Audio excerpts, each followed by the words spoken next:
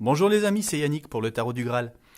Donc voilà, je viens d'effectuer le tirage pour l'acte 22 des Gilets jaunes. Mais avant tout, je souhaitais faire un petit rappel. D'habitude, pour mes tirages, je pose des questions précises sur l'évolution d'une situation, sur comment ça va se passer. Je procède différemment pour le tirage des actes des Gilets jaunes. Je demande à avoir des faits saillants, des faits remarquables.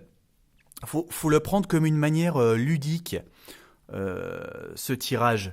Donc, en fait, le plus intéressant, c'est vraiment de cliquer sur la petite cloche pour voir les mises à jour et les interprétations que je fais dans l'onglet communauté. Si vous voulez, c'est un petit peu comme si, là, si on avait le négatif et ensuite on développe le tirage après l'acte et on voit quelle photo sort de l'acte des Gilets jaunes. Donc voilà, prenez ça vraiment pas de manière prédictive, mais plutôt de manière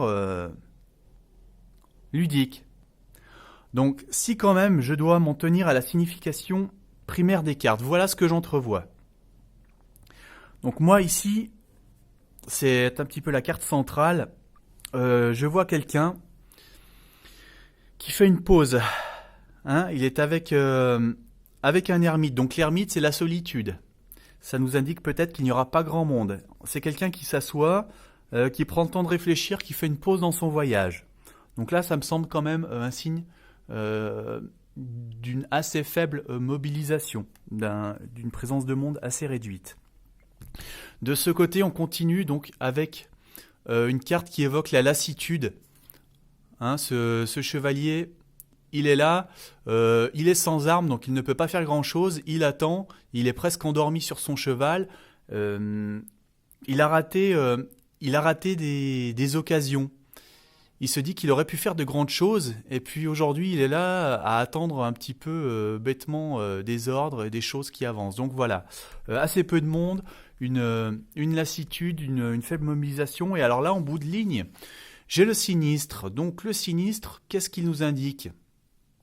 Le sinistre, ça peut être la désolation, la déchéance, ça peut nous parler de dégâts, d'effondrement, de constat des choses. Donc voilà, c'est encore une carte qui nous indique peut-être un écroulement de la mobilisation pour cet acte. Là, on ne parle bien que de l'acte 22. Ensuite, de l'autre côté, donc je dirais donc toujours cette réflexion. Et là, on a plus la notion d'hésitation. Les gens se posent des questions sur quelle est la voie à suivre.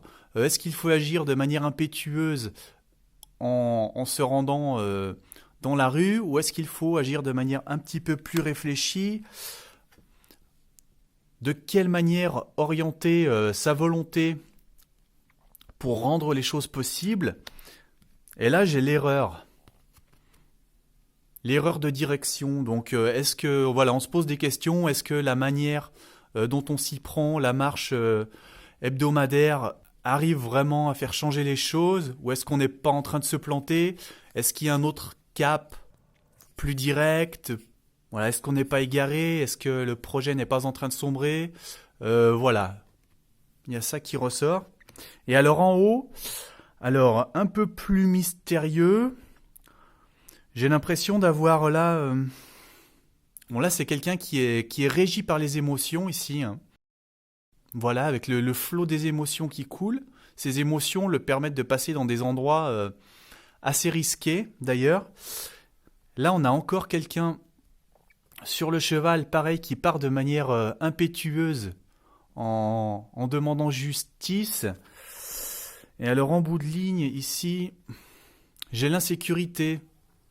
L'insécurité, donc peut-être une mise en danger, ça peut être aussi de la délinquance, du vol, des effractions, voire le terrorisme. C'est aussi une des significations inhérentes à cette carte, mais enfin je n'espère pas.